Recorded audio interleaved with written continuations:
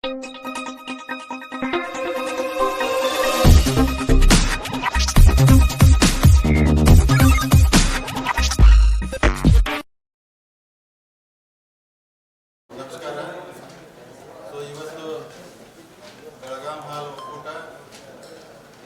ಆಡಳಿತ ಮಂಡಳಿ ವತಿಯಿಂದ ಬೆಳಗಾವಿ ಎಲೆಕ್ಟ್ರಾನಿಕ್ ಮೀಡಿಯಾ ಹಾಗೂ ಪ್ರಿಂಟ್ ಮೀಡಿಯಾನ ತಮ್ಮನ್ನೆಲ್ಲರನ್ನೂ ಹಾರ್ದಿಕವಾದಂಥ ಸ್ವಾಗತ ಬಯಸುತ್ತೇನೆ. ಸೊ ಇವತ್ತಿನ ಪ್ರೆಸ್ ಕಾನ್ಫರೆನ್ಸ್ ಉದ್ದೇಶ ಏನಂದ್ರೆ ಇವತ್ತು 31 ಮಾರ್ಚ್ ಎಂಟು, ಯಾಕಂದ್ರೆ ಬಿಸ್ನೆಸ್ಸು ಯಾವುದೇ ಸಂಸ್ಥೆಗಳಿದ್ರು ಇಯರ್ ಎಂಡಿಗೆ ಅದೊಂದು ಲೆಕ್ಕ ಸಿಗ್ತೈತೆ ಅಂದ್ರೆ ಲಾಭ ನಷ್ಟದೆಲ್ಲ. ಅದಕ್ಕೆ ಇಲ್ಲೆಲ್ಲ ಬೆಳಗಾವಿ ಜಿಲ್ಲಾ ಜನರ ಆಶೀರ್ವಾದದಿಂದ, ಸೊ ಎಲ್ಲ ನಮ್ಮ ಆಡಳಿತ ಮಂಡಳಿ ಆಶೀರ್ವಾದದಿಂದ, ಎಲ್ಲ ಸಿಬ್ಬಂದಿ ವರ್ಗ ಆಶೀರ್ವಾದ, ರೈತರ ಆಶೀರ್ವಾದದಿಂದ ಸುಮಾರು ನಾವು ಇವತ್ತು 2 ವರ್ಷ ನಾವು ಕಂಪ್ಲೀಟ್ ಮಾಡ್ತಾ ಇದ್ದೀವಿ ಚೇರ್ಮನ್ ಆಗಿ. ಸೊ ಹೋದ ಸಲ ತಮಗೆಲ್ಲ ಗೊತ್ತಿದ್ದಂಗೆ 13,26 ಲಕ್ಷ ಲಾಭ ಮಾಡಿದ್ವಿ ನಾವು ಹೋದ ಸಲ ರೀ. ಸೊ ಈ ಸಲ ಪ್ರಾಫಿಟ್ ನಮ್ಮದು 12,59 ಲಕ್ಷ ಮಾಡಿದ್ವಿ ಒಂದು ಲಾಭ. ಸೊ ಯಾಕಂದ್ರೆ ಇದನ್ನು ನಿಮಗೆ ಒಂದೇ ಲೆಕ್ಕ ಹೇಳ್ತೀವಿ ರೀ. ಹೋದ ಸಲ ಬಿಲ್ಲು ಭಾಳ ಅಂದ್ರೆ ಕಡಿಮೆ ಪ್ರಮಾಣದಾಗ ಕಡಿಮೆ ರೈತರಿಗೆ ರೇಟ್ ಕೊಟ್ಟಿದ್ದು ರೀ. ಅಂದ್ರೆ ಲಡು ಕರ್ನಾಟಕ ಸರ್ಕಾರ ಮುಖ್ಯಮಂತ್ರಿ ಅವರು ಅಂದ್ರೆ 4 ರೂಪಾಯಿ ರೈತ ರೇಟ್ ಜಾಸ್ತಿ ಮಾಡ್ರು. ಅದನ್ನು ಜಾಸ್ತಿ ಮಾಡಿ ಅದಾದ ನಂತರ 1 ರೂಪಾಯಿ ಜಾಸ್ತಿ ಮಾಡಿ ರೈತರಿಗೆ ರೇಟ್ ನಾವು ಜಾಸ್ತಿ ಕೊಟ್ಟ ನಂತರನೂ ರೀ 12.5 ಅಂದ್ರೆ ಕೋಟಿ ಲಾಭ ಮಾಡಿದ್ವಿ ನಾವು. ಅಕಸ್ಮಾತ್ ಏನಾರು ನಾವು 2 ರೂಪಾಯಿ ಇನ್ನೂ ಕಡಿಮೆ ಕೊಡ್ತಿದ್ದು ರೈತರಿಗೆ ಅಂದ್ರೆ 20 ಕೋಟಿ ಮೇಲ್ಪಟ್ಟು ಲಾಭ ಆಗ್ತಿತ್ತು. ಅಂದ್ರೆ ಒಳ್ಳೆ ಲಾಭ ಆಗೈತಿ. ಇದಕ್ಕೆ ಮುಖ್ಯವಾದಂಥ ರೈತರು ಒಳ್ಳೆಯ ಗುಣಮಟ್ಟ ಹಾಲು ಕೊಟ್ಟಿದ್ದಕ್ಕೆ ನಮ್ಮ ಸಿಬ್ಬಂದಿ ವರ್ಗ, ನಮ್ಮ ಆಡಳಿತ ಮಂಡಳಿ ಎಲ್ಲ ನಿರ್ದೇಶಕರು, ಎಲ್ಲ ಸಿಬ್ಬಂದಿ ವರ್ಗ ಅಂದ್ರೆ ಸರಿಯಾಗಿ ಕೆಲಸ ಮಾಡೋಕ್ಕೆ. ಯಾಕಂದ್ರೆ 2 ವರ್ಷದಿಂದ ಜೀರೋ ಇದ್ದಂಥದ್ದು ಇವತ್ತು ಮತ್ತಂದ್ರೆ 12.5 ಕೋಟಿ 59 ಲಕ್ಷ ಪ್ರಾಫಿಟ್ ಆಗಿ ಮುಂದಿನ ದಿನಮಾನದಲ್ಲಿ ಒಳ್ಳೆ ಅಂದ್ರೆ ಕೆಲಸ ಆಗ್ತೈತಿ ಅಂತೇಳಿ ತಮ್ಮ ಮುಖಾಂತರ ಜಿಲ್ಲೆ ರೈತರ ಗಮನಕ್ಕೆ ನಾನು ತರ್ತಾ ಇದ್ದೀನಿ. ಸೊ ಅಂದರೆ ನಮ್ದು ಅಚೀವ್ಮೆಂಟ್ ಏನೇನಾಗೈತೆ ಅಂತೇಳಿ ಎಲ್ಲ ಆಲ್ರೆಡಿ ನಿಮಗೊಂದಂದ್ರೆ ನಾವು ಕೊಟ್ಟಿದ್ದೀವಿ. ಅಂದ್ರೆ ಸಂಘಗಳು ಎಷ್ಟು ಜಾಸ್ತಿ ಮಾಡಿದ್ದೀವಿ ಟೋಟಲ್ ನಾವು ಅಂದ್ರೆ ಎವರೇಜ್ ಆಗಿ ಸರಾಸರಿ ಹಾಲು 2,75,000 ಹಾಲನ್ನು ಹೈಯೆಸ್ಟ್ ಕಲೆಕ್ಷನ್ ಆಗಿದ್ದು ಬೆಳಗಾವಿ ಒಕ್ಕೂಟ ಇಸ್ತ್ರಿ ಒಳಗೆ. ಯಾಕಂದರೆ ಯಾವಾಗಲೂ ಹಾಲು ಅಂದರೆ 140 150 ಹೋಗ್ತಿತ್ತು ರೀ.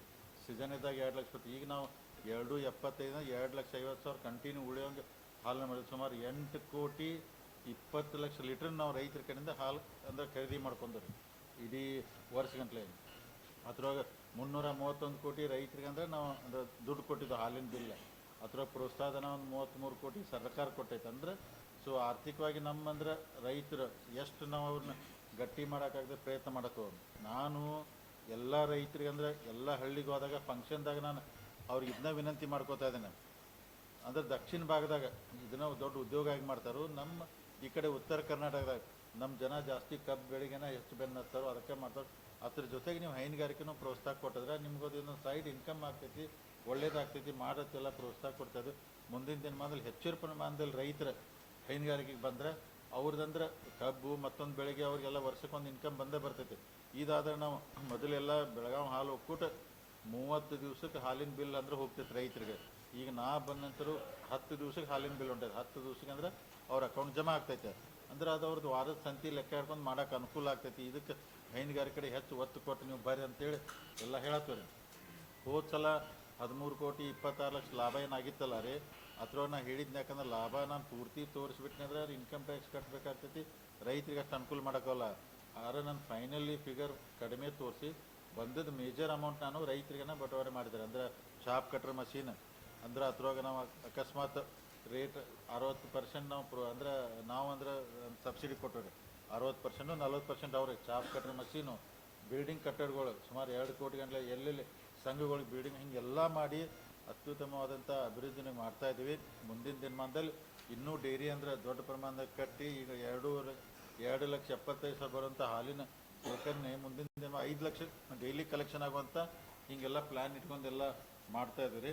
ಅದಕ್ಕೆ ತಾವೆಲ್ಲ ಈ ಸಲ ನಾವು ಟರ್ನೋರ್ ಈಗ ನಾ ಬರೋಕ್ಕಿಂತ ಮೊದಲು 300 ಕೋಟಿ ಟರ್ನೋರ್ ಇತ್ತು ರೀ. ಈಗ ಎರಡನೇ ಅಂದ್ರೆ ಒಂದು ವರ್ಷ ನಾನು 400 ಕೋಟಿ ಟರ್ನೋರ್ ಮಾಡಿದೆ. ಈ ವರ್ಷ 500 ಕೋಟಿ ಮೇಲ್ಪಟ್ಟು ಟರ್ನೋರ್ ಮಾಡಿದ್ದಾರೆ. ಅಂದ್ರೆ ಉದ್ಯೋಗ ಬಿಸ್ನೆಸ್ಸನ್ನು ಜಾಸ್ತಿ ಆಯ್ತು, ನಮ್ಮ ಟರ್ನೋರು ಜಾಸ್ತಿ ಆಯ್ತು. ಮುಂದಿನ ದಿನಮಾನದಾಗ ಇನ್ನೂ 600-700 ಕೋಟಿ ಟರ್ನೋರ್. ನಾವು ಟರ್ನೋರ್ ಎಷ್ಟು ಜಾಸ್ತಿ ಮಾಡಿದಷ್ಟು ನಮ್ಗೆ ಲಾಭ ಜಾಸ್ತಿ ಆಗ್ತೈತಿ. ಕ್ವಾಲಿಟಿ ಹಾಲು ಎಷ್ಟು ಚಲೋ ಬರ್ತಿದೆ ಅಷ್ಟು ಲಾಭ ಜಾಸ್ತಿ ಆಗ್ತದೆ. ಅದಕ್ಕೆ ಆರ್ಥಿಕವಾಗಿ ರೈತರಿಗೆ ಬೆಳಗಾವಿ ಹಾಲು ಒಕ್ಕೂಟದಿಂದ ಎಷ್ಟು ಆರ್ಥಿಕವಾಗಿ ಅವ್ರು ಸಹಾಯ ಮಾಡೋಕ್ಕಾಗ್ತೈತಿ, ಎಷ್ಟು ಅವ್ರು ಸೃದಢ ಮಾಡೋಕ್ಕಾಗ್ತೈತಿ, ಈ ಮುಖಾಂತರ ನಾವು ಪ್ರಾಮಾಣಿಕವಾಗಿ ಎಲ್ಲ ಪ್ರಯತ್ನ ಮಾಡ್ತೀವಿ. ಇದಕ್ಕೆ ವಿಶೇಷವಾಗಿ ಅಂದರೆ ರೈತರ ಸಹಕಾರ, ನಮ್ಮೆಲ್ಲ ಸಿಬ್ಬಂದಿ ವರ್ಗ ಸಹಕಾರ, ನಮ್ಮ ಆಡಳಿತ ಮಂಡಳಿ ಎಲ್ಲರೂ ಸಹಕಾರದಿಂದ ಈ ಮಟ್ಟಿಗೆ ಇವತ್ತು ನಾವು ಲಾಭ ಆಗಿದ್ವಿ. ಮುಂದಿನ ದಿನ ಇನ್ನೂ ಪ್ರಾಮಾಣಿಕವಾಗಿ ನಡೆಸುವಂಥ ಪ್ರಯತ್ನ ಮಾಡ್ತೀವಿ.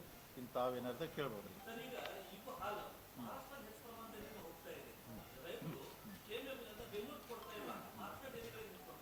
ಈಗ ಟೋಟಲ್ ನೋಡಿ ಸುಮಾರು ಒಂದು 12ರಿಂದ 13 ಲಕ್ಷ ಲೀಟರ್ ಹಾಲು ಬೆಳಗಾವಿ ಜಿಲ್ಲಾದಾಗ ಐತೆ ಅಂತ ಒಂದು ರಿಪೋರ್ಟ್ ಇದೆ ರೀ. ಅಂದ್ರೆ 13 ಲಕ್ಷ ಇದ್ದಾಗ ಬರೀ 2,75,000 ನಮ್ಮ ಡೈರಿಗೆ ಬರ್ತೈತೆ ರೀ. ಅದ್ರೊಳಗೆ ಏನಾಗ್ತೈತೆ ಅಂದ್ರೆ ಮ್ಯಾಕ್ಸಿಮಮ್ ಪ್ರೈವೇಟ್ ಡೈರಿಗಳು ಭಾಳ ಅದಾವ್ರಿ. ಅಂದ್ರೆ ಬೆಳಗಾವಿ ಡಿಸ್ಟಿಕ್ ಒಳಗೆ ಪ್ರೈವೇಟ್ ಡೈರಿ ಅವ್ರು ಹಾಲು ಒಯ್ತಾರೋ, ಸ್ವಂತ ಬೆಳಕಿಗೆ ಹಾಲು ಬೆಳೆಸ್ತಾರೋ, ಮಹಾರಾಷ್ಟ್ರಕ್ಕೂ ಒಯ್ತಾರೋ. ಅದಕ್ಕೆ ನಾವೆಲ್ಲನೂ ಅವ್ನ ಅಟ್ರ್ಯಾಕ್ಟ್ ಯಾಕೆ ಮಾಡತ್ತೆ, ಮೊದಲು ನೋಡ್ರಿ 2 ಲಕ್ಷ ಇರೋ ಹಾಲನ್ನು 2,75,000 ಆಗಿತ್ತಂದ್ರೆ ರೈತರಿಗೆ ಕರೆಕ್ಟಾಗಿ ಬಿಲ್ ಹೋತಂದ್ರೆ ನಮ್ಮ ಕಡೆ ಕೊಡ್ತಾರೆ. ಜಾಸ್ತಿ ರೈತರಿಗೆ ಹಣ ಕೊಟ್ಟರೆ ನಮ್ಮ ಕಡೆ ಕೊಡ್ತಾರೋ. ಅದಕ್ಕೆ ಮುಂದಿನ ದಿನಮಾನದಲ್ಲಿ ಮಹಾರಾಷ್ಟ್ರ ಪ್ರೈವೇಟ್ಗೆ ಹೋಗೋದು ಕಡಿಮೆ ಮಾಡಿ ನಮ್ಮ ಡೈರಿಗೆ ತೊಗೊಳ್ಳೋಂಥ ಪ್ರಯತ್ನ ಮಾಡ್ತೀವಿ.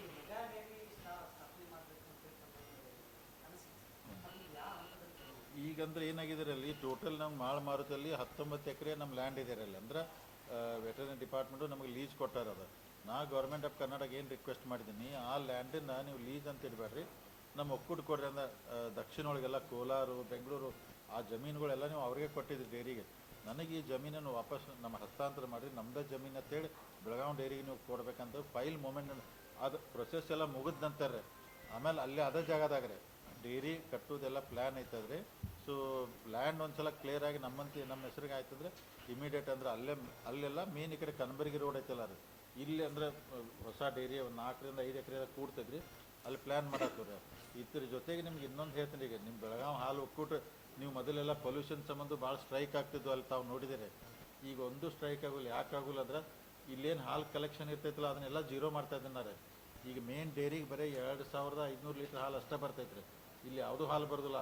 BMC ಹಾಕಿದ್ವಿ ಎಲ್ಲ ಅವರ ತಾಲೂಕೊಳಗೆ, ಅಲ್ಲೇ ಹಾಲು ಮಾಡಿ ಚೀಲ್ ಮಾಡಿ ಸೀಕನ್ ಮಾಡಿ ಫೈನಲಿ ಇಲ್ಲಿ ತೊಗೊಂಬರ್ತಾರೆ. ಅಂದರೆ ಪೊಲ್ಯೂಷನ್ಗೂ ಸಮಸ್ಯೆ ಆಗ್ದಂಗೆ ಇಲ್ಲಿ ಯಾವುದೂ ಹಾಲು ಬರಬಾರ್ದು. ಅಲ್ಲೆಲ್ಲ ಅವರು ತಾಲೂಕೊಳಗೆ BMCಗೆ ಬರಬೇಕು, ಅಲ್ಲಿದೆ ಅದೆಲ್ಲ ಚೀಲ್ದಾಗಿ ಈ ಕಡೆ ಬರುವಂಥ ಪ್ಲ್ಯಾನ್ ಇದು ಮಾಡಿದ್ವಿ ನಾವು.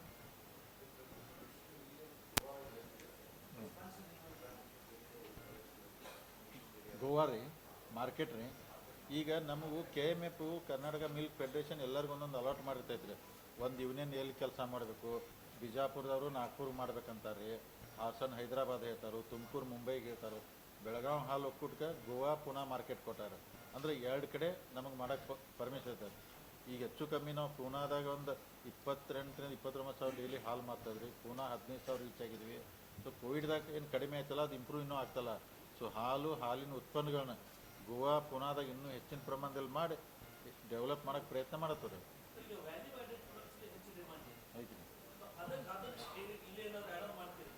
ವ್ಯಾಲ್ಯೂ ಆ್ಯಡೆಡ್ ಅಂದ್ರೆ ನೋಡ್ರಿ ಈಗ ರೀ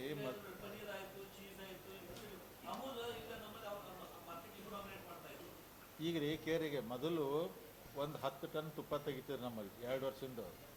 ಇವತ್ತು ನಾವು ತಿಂಗಳಿಗೆ 60 ಟನ್ ತುಪ್ಪ ತೆಗಿತಾ ಇದ್ರೆ ಅಂದ್ರೆ 6,000 kg ತುಪ್ಪ ತೆಗಿಯತ್ತವ್ರಿ. ಪನ್ನೀರ್ ಹೈಯೆಸ್ಟ್ ನಾವು ಮಾಡತ್ತು. ನಿಮ್ಗೆ ಹತ್ರ ಡಿಟೇಲ್ದಾಗ ಪ್ರೆಸ್ ನೋಡ್ದಾಗ ಕೊಟ್ಟಂದ್ರೆ ಪನ್ನೀರ್ ಹೈಯೆಸ್ಟ್. ನೀವು ಹೇಳ್ದಂಗೆ ಹಾಲು ಮಾರಿ ಲಾಭ ಮಾಡೋಕ್ಕಿಂತ ಹಾಲಿನ ಉತ್ಪನ್ನಗಳನ್ನ ಮಾಡಿದ್ರೆ ಹೆಚ್ಚು ಲಾಭ ಆಗ್ತೈತಿ, ರೈತರಿಗೆ ಅನುಕೂಲ ಆಗ್ತೈತಿ. ಮುಂದಿನ ದಿನ ಅದಕ್ಕೆ ಅಂದರೆ ಆ ಹೆಚ್ಚಿನ ಪ್ರಾಡಕ್ಟ್ ಎಲ್ಲ ತುಪ್ಪ, ಪನ್ನೀರು ಮತ್ತು ಇನ್ನೂ ಬೇರೆ ಬೇರೆ ಎಲ್ಲ ಮಾಡ್ತಾ ಇದ್ದಾರೆ. ಅಂದರೆ ಬೈ ಪ್ರಾಡಕ್ಟ್ ಜಾಸ್ತಿ ಹೋಗ್ತು ನಾವು.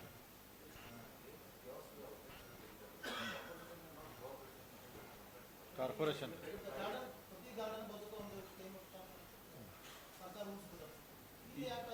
ಅಲ್ಲ ಇದೇ ರೀ. ಮೊದಲು ಭಾಳ ಕಡಿಮೆ ಇದ್ದು ಬೆಳಗಾವಿದಾಗ. ಈಗ ನಾವು ಬಂದ ನಂತರ ಆಲ್ಮೋಸ್ಟ್ ಆಲ್ ಎಲ್ಲನೂ ಮಾಡಿ ಈಗ ವರದಿ ಸುವರ್ಣ ನ್ಯೂಸ್ ಈಗ ಅವ್ರು ಕೇಳಿದ ವರದಿ ನಿನ್ನ ಕೊಡೋಗಿ ಎಲ್ಲೆಲ್ಲಿ ಲೇಔಟ್ ತೆಗೆದು ಅದು ಅವರು ಒಂದು ಹಾಕಿದಾರೆ. ಅದಕ್ಕೆ ರೀ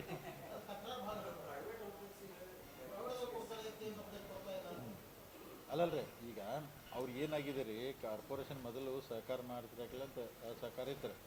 ಈಗಂತೂ ನಾವು ಬಂದ ನಂತರ ನಮ್ಮ ಮಾರ್ಕೆಟಿಂಗ್ ಟೀಮು ಮ್ಯಾಕ್ಸಿಮಮ್ ಎಲ್ಲಿ ಯಾರು ಪಾರ್ಕಲ್ಲಿ ಜಾಗ ತೋರಿಸ್ತಾರೋ, ಎಲ್ಲಿ ಹಾಸ್ಪಿಟ್ಲಲ್ಲಿ ಜಾಗ ತೋರಿಸ್ತಾರೋ, ಬಸ್ ಸ್ಟ್ಯಾಂಡ್ ಕಡೆಯಲ್ಲಿ ಜಾಗ ತೋರಿಸ್ತಾರೋ, ನಾವು ಸೀರಿಯಸ್ ಆಗಿ ಬಂದೈತಿ ಈಗ ಮಾಡತ್ತೀವಿ ಅಂದ್ರೆ ಇಂಪ್ರೂವ್ ಆಗಿದವ್ರು ಇನ್ನೂ ಜಾಸ್ತಿ ಆಗ್ಬೇಕು ರೀ. ಅದಕ್ಕೆ ಒತ್ತು ಕೊಟ್ಟು ಮಾಡ್ತವ್ರಿ.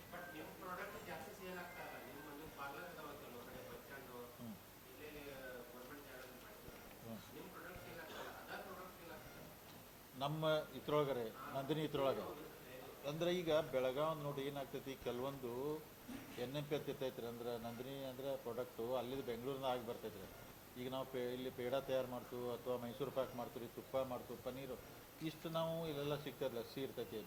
ಕೆಲವೊಂದೆಲ್ಲ ಡಿಪೋದಿಂದ ಕೆ ಎಮ್ ಎಫ್ನಿಂದ ಬರಬೇಕಾಗ್ತೈತಿ. ಇವ್ರು ಇಂಡಿಯಂಟ್ ಹಾಕಿರ್ತಾರೆ, ಅವ್ರ ಸಪ್ಲೈ ಕಡಿಮೆ ಇರೋದು ಸ್ವಲ್ಪ ತೊಂದರೆ ಆಗತ್ತೈತೆ. ಅದು ಮುಂದಿನ ಜನ್ಮದ ಆಗಿ ಬರುತ್ತೆ. ಅಲ್ಲಿ ಮಾರ್ಕೆಟಿಂಗ್ ಟೀಮ್ಗೆ ಹೇಳಿದ್ವು ನಾವ್ರೆ 5-6 ಪ್ರಾಡಕ್ಟ್ ನಾವು ಮಾಡ್ತೀವಿ, ಅದನ್ನ ಇಲ್ಲಿ ಇರ್ತೈತಿ. ಅದನ್ನು ಅದು ಅಲ್ಲ ಟೋಟಲ್ ಅಂದ್ರೆ ಈಗ ಕೆ ಎಮ್ ಎಫ್ದು ಇಲ್ಲಿ ಮಾಡೋದು ಈಗ ನೋಡ್ರಿ, ಮೇಜರಾಗಿ ತುಪ್ಪ ಮಾಡ್ತೀವಿ, ಪನ್ನೀರ್ ಮಾಡ್ತೀವಿ, ಪೇಡ ಮಾಡ್ತೀವಿ, ಆಮೇಲೆ ಮೈಸೂರು ಪಾಕ್ ರೀ, ಲಸ್ಸಿ ಇದೆ ರೀ, ಮಜ್ಜಿಗೆ ರೀ, ಮೊಸರಂತ ಈಗ ಬಕೆಟ್ ಮೊಸರಂತ ಇಷ್ಟು ಫೇಮಸ್ ಆಗಿತ್ತು ನಮ್ಮದು ರೀ. 5 kgದು ಬಕೆಟ್ ಮೊಸರು ಹಿಂಗೆಲ್ಲ ಮಾಡಾಕತ್ತೀವಿ. ಮತ್ತು ಕುಂದ ಅಂತ ಫೇಮಸ್ ಐತಿ ಬೆಳಗಾಮ್ದು.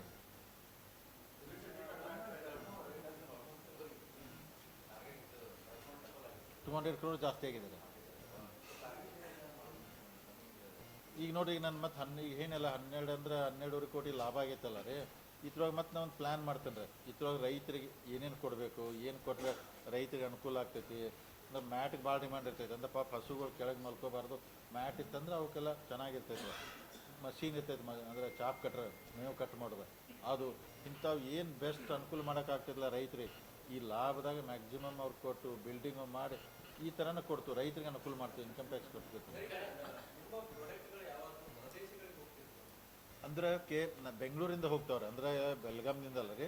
ಸೊ ಬೆಂಗಳೂರು ನಮ್ದೇನು ನಂದಿನಿ ಅಲ್ಲೇ ಐತಲ್ಲ ರೀ, ಮಿಲ್ಕ್ ಪ್ರಾಡಕ್ಟ್ ಇರ್ತೈತೆ ರೀ. ಕೆ ಎಮ್ ಎಫ್ನಿಂದ ಚನ್ನರಾಯಪಟ್ಟಣದಿಂದ ತುಪ್ಪ ನ್ಯೂ ಜರ್ಸಿಗೆ ಹೋಗ್ತೈತೆ ರೀ ಮುಂಚೆ. ಆಮ್ಯಾಗ ಈಗನು ದುಬೈಗನು ಹೋಗ್ತಿದೆ ರೀ. ದುಬೈದಲ್ಲೂ ಕೆಲವೊಂದೆಲ್ಲ ಹೋಗ್ತಾವೆ. ಕೆ ಎಮ್ ಎಫ್ ಬ್ಯಾಂಗ್ಳೂರು ಯೂನಿಟ್ದಿಂದ ಹೋಗ್ತಾವೆ. ಆಮೇಲೆ ಬೆಂಗಳೂರು ಹಾಲು ಒಕ್ಕೂಟೈತಲ್ಲ, ಅವ್ರು ಚೀಸು ಅವನ್ನೆಲ್ಲ ಅವ್ರು ಜಾಸ್ತಿ ಮಾಡ್ತಾರೆ. ನಮ್ಮಲ್ಲಿ ಯಾವ ಹೋಗಿಲ್ಲ, ಬೇರೆ ಕಡೆಯಿಂದ ಹೋಗ್ತಾವೆ ರೀ. ವಾರದ್ರಿ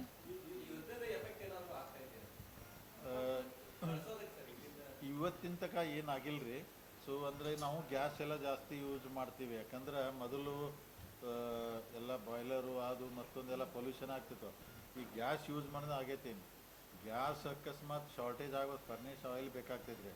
ಅದನ್ನಷ್ಟು ಅಡ್ವಾನ್ಸ್ ಆಗಿ ತರಿಸಿ ಇಟ್ಕೊಂಡ್ರೆ ಅಕಸ್ಮಾತ್ ಗ್ಯಾಸ್ ಏನಾರು ಶಾರ್ಟೇಜ್ ಆತಂದ್ರೆ ಅದ್ರ ಮ್ಯಾಗ ಮಾಡ್ಬೇಕಂತೇಳಿ ಯುದ್ಧದ ಇಫೆಕ್ಟ್ ಇಲ್ಲಿ ತನಕ ಆಗಿಲ್ಲ ರೀ. ಮುಂದೆ ಗೊತ್ತಿಲ್ಲ. ಆದರೂ ದೇವ್ರ ದಯದಿಂದ ಬೇಗನೆ ಯುದ್ಧ ಮುಗಿಬೇಕಂತೇಳಿ ನಮ್ಮ ಆಸೆ. ಮುಗೀತಂದ್ರೆ ಎಲ್ಲನೂ ಆ್ಯಸ್ ಇಟ್ ಈಸ್ ಮತ್ತೆ ಜನಕ್ಕೆಲ್ಲ ಒಳ್ಳೇದಾಗ್ತೈತಲ್ಲ ರೀ.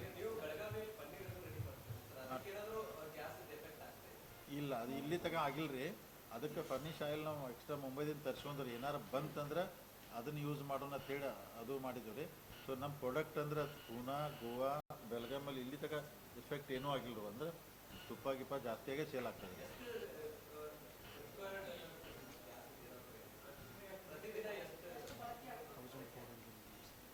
ಗ್ಯಾಸ್ ರೀ 1400 ಯೂನಿಟ್ ಗ್ಯಾಸ್ ಇದಾಗ್ತೈತೆ ಅದ್ರಿ. ಸೊ ಅದಕ್ಕೆ ಇನ್ನೂ ನಮಗೊಂದು ಎಷ್ಟು ದಿನ, 20 ದಿನ ಆಗ್ಬೋದು. ಏನು ತೊಂದರೆ ಇಲ್ಲ. ಇನ್ನೊಂದು 20 ದಿನ ಏನು ತೊಂದರೆ ಇಲ್ಲ ರೀ. ಇನ್ನು ಟ್ರಂಪ್ ಮಹಾರಾಜ ಜಲ್ದಿ ಹಾಕಿದ್ ಬಿಟ್ರೆ ಅದನ್ನು ರೋಡ್ ಖುಲ್ಲಾ ಮಾಡಿಬಿಟ್ರೆ ಯಾವ್ದು ಆಲ್ಮೋಸ್ಟ್ ಯಾವ್ದು ಅನುಕೂಲ ಆಗ್ತೈತೆ. ಈಗ ಅದ್ರ ಬಗ್ಗೆ ಭಾರಿ ಸೀರಿಯಸ್ ಆಗಿ ಥಿಂಕ್ ಮಾಡತ್ತವ್ರಿ. ಇಲ್ರಿ ಡೈರಿಕಿಂತ ರೀ, ಡೈರಿ ಆಲ್ರೆಡಿ ಅವರೇ ಮಾಡ್ಕೋಬೇಕ್ರಿ. ಈಗ ಹಸು ಎಮ್ಮೆ ಭಾಳ ಸೀರಿಯಸ್ ಆಗಿ ಥಿಂಕ್ ಮಾಡತ್ತವ್ರಿ. ಖರೆ ಸಮಸ್ಯೆ ಏನು ಬಂದೈತೆ ರೀ, ಲೋನ್ ಕೊಟ್ಟಂದ್ರೆ ರಿಕವರಿ ಹೆಂಗೆ ಆಗೋದು. NDDBನೂ ಕೊಡಕ್ಕೆ ರೆಡಿ ಅದಾರ. ಅವ್ರ ಕಡೆ ಸಾಕಷ್ಟು ದುಡ್ಡು ಐತ್ರಿ. ನೀವು ಹೈನುಗಾರಿಕೆಗೆ ತೊಗೊರಂತಾರೆ. ಈವನ್ DCS ಬ್ಯಾಂಕ್ ಬೆಳಗಾಂ ರೀ, ಅವರು ಕೊಡ್ತಾರೆ.